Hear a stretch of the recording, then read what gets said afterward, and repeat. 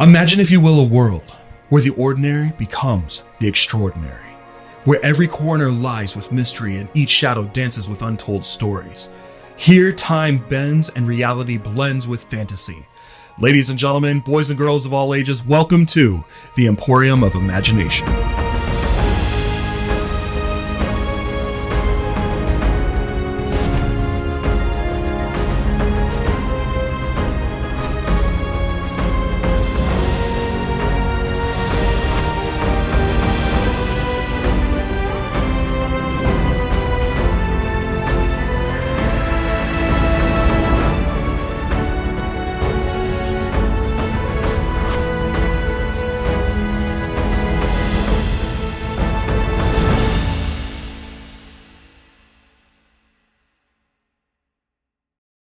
Good evening, ladies and gentlemen. I'm your host, The Count, and tonight I'm going to read to you episode 6 of Alexander's Greatest Adventures. The council banquet was one of the most anticipated and scrutinized events in Eurocolydon. Held in the sprawling high city gardens under the wrought iron arches, it was more than a celebration. It was a display of power, where the city's elite mingled, schemed, and solidified alliances. For council members, it was a stage to showcase their achievements. For wealthy merchants and military leaders, it was an opportunity to curry favor or subtly maneuver for more influence. This year, however, all eyes were on the McAllisters. As one of the high city's most respected couples, they were no stranger to scrutiny. But their decision to bring Alexander, a boy from the soot-stained streets of Steamreach, turned heads.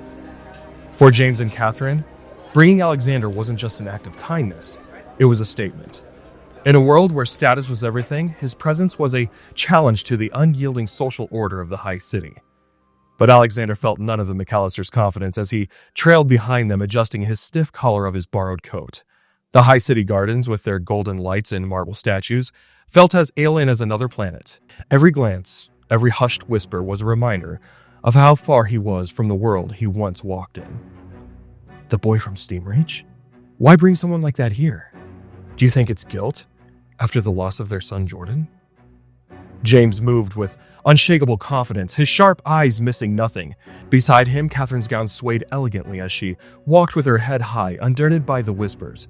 Catching Alexander's discomfort, Catherine glanced back, her voice soft yet firm. You look very handsome, Alexander. Tonight is your chance. Let them see the person we know you are. Alexander frowned. I don't think they want me here. Nonsense, James interjected with a warm but decisive tone. You belong here as much as anyone else, Alexander. Don't let anyone make you think otherwise. There are children here tonight, children your age. Seek them out, talk to them. You might find that you have more in common than you think. Alexander hesitated but nodded, though the tension in his shoulders remained. What if they don't like me? Then they'll be missing out, Catherine implied gently. James's tone was steady. Be confident and trust yourself. That's all you have to do. As they walked deeper into the golden glow of the gardens, Alexander straightened his posture, willing himself to believe their words, even if the weight of his coat and the eyes of the crowd felt heavier with every step. The first to greet them were the Steelhavens, stationed near the entrance like sentinels of high city prestige. Victor Steelhaven, the head primus of Eurocolydon, cut a commanding figure in his crimson-lined formal coat, his broad shoulders and steady posture exuding authority. Yet, his sharp gaze softened as it landed on James, his closest friend and ally. McAllister, Victor's voice boomed, warm and inviting as he extended a hand. Always a pleasure. Victor, James replied, clasping handshakes firmly. You were missed at last week's council session. Dull business, Victor said with a dismissive wave. Tonight's much more important. Beside him, Lady Steelhaven stood poised and striking, her platinum hair styled in flawless waves, her raven gown shimmering with silver embroidery. Her piercing blue eyes swept over the McAllisters before settling on Alexander. Recognition flushed across her face, her polished smile sharpening into something more calculating. So, this is the boy you've taken in? Catherine placed a gentle hand on Alexander's shoulder, her warmth contrasting the coolness in Lady Steelhaven's voice. This is Alexander. Victor's gaze softened towards Alexander as he spoke. I trust you've been settling in well these past months. James nodded. He's been learning the ropes, so to speak. Etiquette lessons, social graces, and Victor cut him off with a teasing grin. And Elias's infamous training regiments, no doubt. The man doesn't know the meaning of gentle. Lady Steelhaven raised an eyebrow, her scrutiny sharp. Training him physically as well? Her lips curved into a faint skeptical smile. He sounds less like a warden, more like a soldier in the making. Victor chuckled, stepping in to defend his old friend. You know James, he said, his voice warm with amusement. He can turn a kitten into a polished soldier if he set his mind to it. He turned to James, his eyes gleamed with nostalgia. Training him to be a man, is it? I remember those days, General. James smirked slightly but said nothing, his eyes steady. Catherine's voice was calm yet firm as she added, We're preparing him for every part of life, to be ready for whatever comes his way. Victor nodded approvingly. A sound approach. Life demands more than just strength and civility. It demands readiness. And I'd say he's in good hands. Lady Steelhaven's smile tightened, but she said nothing further, her gaze flicking back to Alexander. Victor turned to Alexander, his demeanor warm and encouraging. It's good to meet you, Alexander. I hope the McAllisters have made sure you feel at home. Yes, sir, Alexander replied, meeting Victor's gaze and shaking his hand. Thank you. Before Alexander could fully process Victor's unexpected kindness, another voice chimed in. Alexander? Sarah Steelhaven stepped forward, her simpler dark gown softening her otherwise sharp features. Recognition lit up her face, and a warm smile spread across her lips. I remember you. We met in the High City, didn't we? Alexander nodded, a flicker of relief washing over him. Yes, we did. Sarah's smile widened, her enthusiasm disarming. Would you like me to show you around? These events can be a bit overwhelming. Victor's eyes glinted with amusement. An excellent idea, Sarah. Go on. Sarah looked towards James and Catherine for permission, her warm expression sincere. If that's all right with you. Catherine smiled, the warmth in her gaze steadying Alexander. Of course. That's very kind of you, Sarah. Thank you. James nodded, his approval subtle but clear. Go ahead, Alexander. Take a look around. Sarah hooked her arm through Alexander's with easy confidence. Come on, the gardens are the only part of these stuffy events worth seeing. As they walked away, the weight of the stairs and whispers began to lift. Alexander exhaled quietly, grateful for Sarah's light-hearted presence. The garden path grew quieter as Alexander and Sarah walked further from the banquet. The muffled hum of conversation and clinking glasses gave way to gentle rustle of leaves and the faint whirling of automaton caretakers in the distance. Alexander's steps slowed as they neared the low-toned wall bordering the gardens. Hey, alley boy! A familiar voice called sharp and teasing. Alexander's head snapped toward the sound. Perched on a low stone wall, legs swinging casually, was a red-haired girl. The faint glow of gas lamps caught the coppery strands, making them almost shimmer. Fiona? Alexander said, a grin tugging at the corner of his mouth. Fiona hopped down from the wall with practiced ease, landing lightly on her feet. Her patched leather jacket and scuffed boots stood in stark contrast to the silks and satins of the banquet. She crossed her arms, her green eyes sparkling with mischief. All dressed up and fancy, eh? Never thought I'd see you looking like this. Heard a rumor a steam range boy was crashing the party. Figured I better check it out for myself. Alexander rolled his eyes but smirked. Couldn't resist, could you? Not a chance. Fiona quipped, then tilted her head towards Sarah. Who's this? Oh, Alexander said, straightening. This is Sarah Steelhaven. It's nice to meet you, Fiona. Sarah said warmly, extending a hand. Fiona's playful grin vanished. She didn't snap, but her tone grew serious as her green eyes locked onto Sarah's. Listen, She said, her voice calm but firm. you don't know this, so I'll just say it once. There's only one person who calls me Fiona, and that's Alex. Everyone else calls me Firecracker. Sarah blinked, her smile faltering. Oh, sorry. I didn't mean to offend you. Firecracker's grin returned, softer now. No harm done. Just setting the record straight. She glanced at Alexander. You've been teaching him manners, haven't you? Alexander chuckled. She doesn't need me for that. Firecracker shrugged, her grin turning impish again. Well, I like her. She seems like a princess, but I think she's all right. Sarah smiled nervously. Thank you, I think. Anytime. Firecracker said with a wink. Now, Alex, don't you forget about us alley kids while you busy mingling with the nobles. Wouldn't dream of it, Alexander replied, his tone light. Firecracker nodded in approval, then turned toward the wall. All right, I've seen what I've come to see. Stay out of trouble, alley boy. And you too, princess. As the red-haired girl disappeared into the night, Sarah let out a small breath and smoothed her dress. You and Firecracker seem pretty close. Like you've been through something together. Alexander gave a faint chuckle, his gaze fixed on the path ahead. That's putting it lightly. We grew up in Steam Reach. Back then, she wasn't Firecracker, just Fiona. The fiery kid who somehow made even the worst places feel alive. Sarah tilted her head, intrigued. So, how did you two meet? Alexander hesitated for a moment. His hand slipped into his coat pocket. It was after I'd been picked up by Buster. This man ran one of the biggest street crews in Steamreach. To him, kids like us were tools. Tools to steal, to fight, to do whatever it took to make him money. If you didn't deliver, you paid for it. Sarah's brow furrowed. He sounds awful. He is, Alexander said, his tone low. But back then, I didn't think I had a choice until I met Fiona. She'd been part of Buster's crew too. And even when she was younger, she wasn't the type to take orders quietly. She had this fire in her, literally it turns out. What do you mean? Sarah asked, her voice laced with curiosity. Alexander's lip curved into a small, almost wistful smile. There was this one job Buster gave us, a smash and grab at one of the Midway warehouses. Things went south fast, the guards showed up, and Buster blamed us like he always did. He had this temper, you know, and he liked to remind us who was in charge. Sarah nodded slowly, sensing the weight of what he wasn't saying. Fiona didn't back down, Alexander continued. When he came after her, she pulled something out of her coat.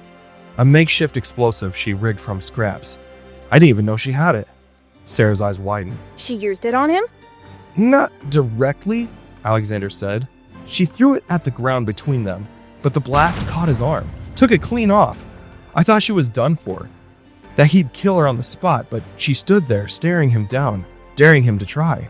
What happened? Sarah asked, her voice barely above a whisper. Alexander exhaled, his gaze distant. He didn't kill her. He couldn't, even if he wanted to. After that, she disappeared for a while. I thought she was gone for good, but she wasn't. She kept in touch from time to time, helping me out when I got in a tight spot. Even when she wasn't close by, I knew she was looking out for me. Sarah tilted her head, her voice soft. You must have been close. Alexander nodded, his tone thoughtful. Yeah, we were. Still are, in a way. No matter what, we always have each other's backs. Sarah hesitated before asking. Do you think she ever regrets it? What she did to Buster? Alexander shook his head, his tone unwavering. Not for a second. She did what she had to, and if she had to do it again, she would. Honestly, so would I. That man deserved worse than what he got. Firecracker really lives up to her name, doesn't she? Sarah said, a faint smile breaking through her somber expression. She does, Alexander said with a nod, his own smile faint but genuine. And that's why I'll always have her back no matter what. Their moment of levity was cut short by the sound of laughter. Loud and mocking carried on the breeze. Alexander tensed, his jaw tightening as he turned toward the noise. What's wrong? Sarah asked, her voice cautious. Stay close, Alexander said, his voice low and steady. This could get messy. The garden clearing was quiet except for the mocking laughter of Quentin Hargrove and his entourage. They surrounded the marble fountain like kings in their court, their sharp gazes and polished boots a stark contrast to the serenity of the space. Quentin's smirk widened when he spotted Alexander and Sarah approaching. Well, well, Quentin drawled, pushing off the fountain and pacing toward them. If it isn't the McAllister stray, how does it feel to be paraded around like their little pet? Alexander said nothing, his jaw tightening as he kept walking. He'd taken worse taunts before. He could handle this. But Sarah, her chin raised defiantly, wasn't willing to ignore Quentin's venom. Leave him alone, Quentin, she said, her voice cutting. Quentin's grin grew wider as he ignored her, circling Alexander with exaggerated scrutiny. Nice coat, he sneered. Trying to play dress-up, are we? Almost makes you look like you belong here. The other boys chuckled, their laughter grating. Quentin leaned in closer, sniffing dramatically near Alexander's shoulder before recoiling with theatrical grimace. Ugh! Smells like a dead body's been in this. Oh, maybe it's because it belonged to him. The dead McAllister boy? Alexander flinched but kept his focus forward. Sarah, however, stepped in front of him, her eyes blazing with fury. You're disgusting, she snapped. How dare you? Oh, defending the stray, are you? Quentin sneered, his smirk curling into something darker. Careful, Sarah. You don't want to get too close to a rat. You know what they say. Rats carry diseases. Sarah's eyes narrowed, her anger bubbling over. If you don't leave him alone, Quentin, I'll make sure you regret it. Quentin raised an eyebrow, feigning surprise as he stepped closer. Oh? And what are you going to do, princess? Have Daddy send the Iron Guard after me? Maybe scold me about proper manners? He laughed, his gaze shifting slyly between Sarah and Alexander. Unless... Quentin's voice dropped with a grin widening. Of course! You've got a soft spot for the street rats, is that it? You like the stray? The boys behind him erupted in laughter. Quentin leaned in slightly, his voice mockingly low. Careful, Sarah. People might start talking. The head primus's daughter cozying up to filth. Not a good look. His hand shot out, gripping Sarah's arm firmly. Better watch out where you stand, princess. You wouldn't want anyone thinking you belong in the gutter, too. The second Quentin's hand touched Sarah, Alexander's restraint shattered. In one fluid motion, he shoved Quentin back, breaking his grip on her. Quentin stumbled, his polished shoes scraped against the stone path as he fought to regain his balance. Alexander stepped forward, his voice low and cutting. Keep your filthy hands to yourself, rich boy, unless you want to see what this stray can do. Quentin's face flushed with fury as he steadied himself, his smirk twisting into a venomous glare. You're going to regret this, rat! He snarled, lunging at Alexander, but Alexander was ready. Months of grueling training with Elias fused with his instincts, and he moved like a storm unleashed. He ducked Quentin's swing and drove a sharp jab into his ribs, sending him reeling. Another boy rushed forward, but Alexander sidestepped, hooking his foot behind the boy's ankle and sending him crashing into the ground. The fight descended into chaos. Quentin's friends swarmed Alexander, but he moved too quickly for them to pin him down. One boy grabbed his arm, but Alexander twisted free, slamming his elbow into the boy's stomach. Another lunged at him, only to be met with a swift kick that sent him sprawling. Quentin staggered back, desperation flickering across his face before he pulled something from his coat. A fiery whip coiled tight in his hand. The infernal whip hissed to life as Quentin snapped it, the fiery tendrils licking the air with menace. Let's see how tough you are now, street rat! Quentin taunted, lashing out. Alex, look out! Sarah screamed. The whip struck, its embers searing across Alexander's arm. He stumbled to a knee, the pain sharp but not overwhelming. Quentin laughed, circling him like a predator, his confidence swelling. See this? He sneered, snapping his whip again. This is real power. Something you'll never have. Before Alexander could rise, the whip lashed out one more time, the fiery tip cutting across his cheek, splitting his lip. The sharp sting made him grunt and blood trickled down his chin. Quentin's grin turned savage. Look at you, on the ground, Quentin said with a mocking laugh. Must feel like home down there. He cracked the whip again, the sound echoing in the tense air. Guess no amount of playing dress up will change what you'll always be. A rat. Alexander wiped the blood from his lip with the back of his hand, his breaths coming fast and shallow. His anger boiled over, drowning out the pain. He pushed himself to his feet, standing tall despite the searing ache in his arm and the taste of blood in his mouth. The whip cracked again, but this time Alexander caught it in mid-strike.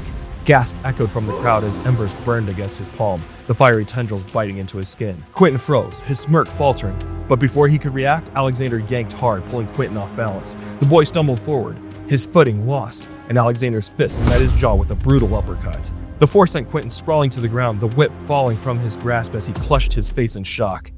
Alexander loomed over him, his chest heaving with fury, blood dripping from his lip as he raised his fist ready to deliver the final blow. Enough!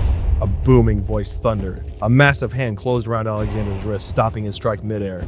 Alexander turned, his blazing eyes meeting the stern gaze of Keegan Ironbear. The towering man's presence was commanding, his voice cutting through the haze of Alexander's rage. That's enough, lad. Keegan said firmly, his grip unyielding. This isn't the way. For a moment, Alexander didn't move, his breath ragged and his fist trembling. The tension between them was thick, a silent battle of wills. But Keegan's gaze didn't waver, and slowly, the fire in Alexander's eyes dimmed. Keegan released his wrist, his attention shifting to Quentin, who lay groaning on the ground. And you, Keegan growled, his voice low and dangerous. 6 of you against 1? With their artifacts no less. Cowards, a lot of you. Quentin's friends hurried to help him up, their faces pale as they avoided Keegan's piercing glare. Without another word, they slinked away, leaving Alexander and Sarah standing in the clearing. You've got fire in you, lad, Keegan said to Alexander. And skill, but letting your rage guide you will only lead you to ruin. Alexander wiped the blood from his lip, his shoulder slumping. He touched her, he said. Keegan nodded, his sharp gaze flicking to Sarah. And you stood up for her. That's commendable. But you'll need to learn control. A warrior who loses his temper is a danger to everyone, including himself. He turned to Sarah, his voice gentler. Take him to get cleaned up, lass, and keep an eye on him. As he gave a wink to Sarah. Sarah nodded, her hand resting lightly on Alexander's arm. Thank you, Mr. Iron Bear. Keegan gave a short nod and walked away, his heavy steps fading into the distance. Alexander let out a shaky breath, his body trembling from the confrontation. His fist ached, his knuckles smeared with blood, some of his, some not. Sarah held onto his arm, her blue eyes filled with concern as she glanced over him. 6 against 1, she murmured. A Quentin used his artifact. It burned you. Alexander shook his head, his voice steady despite the tremor in his hands. He put his hands on you. I couldn't just stand by. Sarah sighed, her grip tightening. He didn't even flinch. She said quietly. Come on. Let's get you cleaned up before Lady Catherine sees you like this. She started to lead him forward but stopped, her grip on his arm still firm. For a moment she simply looked at him, as if trying to reconcile what she'd just witnessed. She hesitated, her gaze lingering on him longer than usual. Thank you, she said softly. Alexander looked at her, unsure how to respond. You don't have to thank me. A faint smile touched her lips, though her expression remained serious. Not many people would have done that, but you did. Alexander glanced away, his face turning red. It was the right thing to do. Sarah let out a quiet laugh, shaking her head as she tugged him forward. Come on, hero, she teased, though her voice carried a hint of warmth. The banquet was in full swing, the hall alive with music, laughter, and the hum of conversation. Guests mingled, their polished appearances masking the tension that always lingered beneath the surface of council gatherings. Catherine McAllister moved gracefully through the crowd, exchanging polite smiles and light conversation while James lingered near the edges, his sharp eyes scanning the room. Victor, standing near a cluster of dignitaries, caught James's eye and motioned subtly for him to join. But before James could make his way over, a familiar figure stepped into his path. James, Councillor Hawthorne greeted smoothly, his silver-tipped cane tapping softly against the marble floor. Enjoying the evening? James' brow furrowed slightly, his instincts prickling at Hawthorne's approach. Hawthorne, he said evenly, what can I do for you? Just a moment of your time, Hawthorne replied, gesturing toward a quieter corner of the room. I'd rather not discuss council members in the middle of all this merriment. James hesitated, glancing towards Victor, who was now engaged in conversation with another guest. With a resigned nod, he followed Hawthorne to a shadowed alcove near the edge of the hall. Hawthorne turned, his tone dropping to a confidential murmur. I couldn't help but notice, James, that the midway trade routes have been less reliable lately. Delays, inefficiencies. It's a troubling pattern, wouldn't you say? James folded his arms, his eyes narrowing. What exactly are you getting at? Hawthorne smiled faintly, his expression as smooth as ever. It's just curious, isn't it? That these issues arise under Victor's oversight. Makes one wonder if his focus is divided. James's jaw tightened. Victor has served his city with integrity for decades. If there's a problem, it will be addressed. Of course, Hawthorne replied, his tone oily, but divided loyalties can be dangerous in times like these. For someone in his position, even a hint of vulnerability could erode trust. He stepped closer, lowering his voice further. You've always been the voice of reason, James. A stabilizing presence. If someone were to, say, propose a shift in leadership, wouldn't it make sense for the city to look to someone like you? James's expression darkened, his voice dropping to a cold edge. If you're suggesting what I think you are, Hawthorne, you're wasting your time. Victor has my loyalty. Hawthorne raised his hands in mock surrender, his smile never faltering. I would never suggest disloyalty, James. Just keep an open mind. For the good of Eurocolydon, of course. Before James could respond, Hawthorne offered a slight bow and melted back into the crowd, leaving James watching him with thinly veiled anger. The gardens beyond the banquet hall were a sanctuary of quiet compared to the noise and grandeur of the evening festivities. Catherine McAllister strolled down the cobblestone path, the soft glow of gas lamps illuminating her way. The cool night air was a welcome reprieve, and she breathed deeply, allowing herself a moment of stillness. As she approached the edge of the gardens, hushed voices reached her ears. They were low but urgent, coming from the shadows near the terrace walls. Instinctively, Catherine stepped off the path and slipped behind the hedge, crouching to remain hidden. The letters are already in their homes, a voice murmured, subtle but effective. They'll understand the message.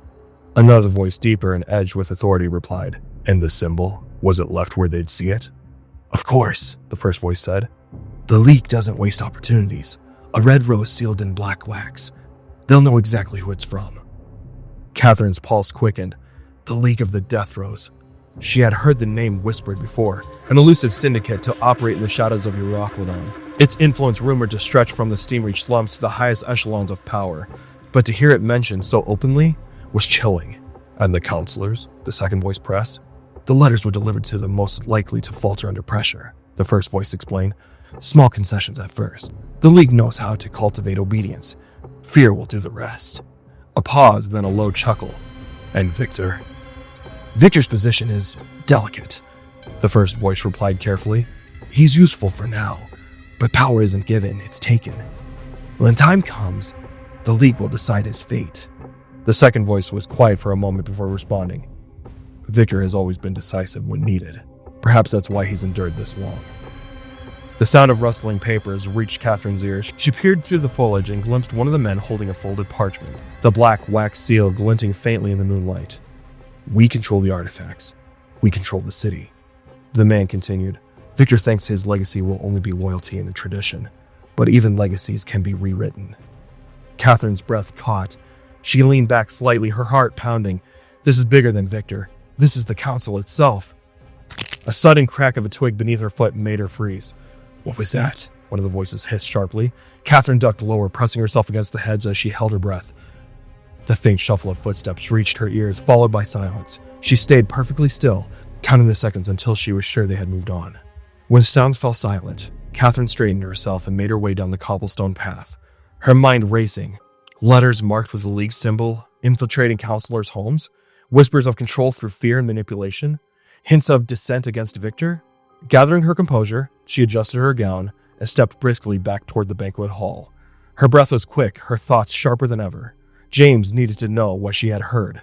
But even as she rejoined the glittering lights and the elegant phases of the banquet, a chilling thought lingered. Who among these people is already in the League's grasp?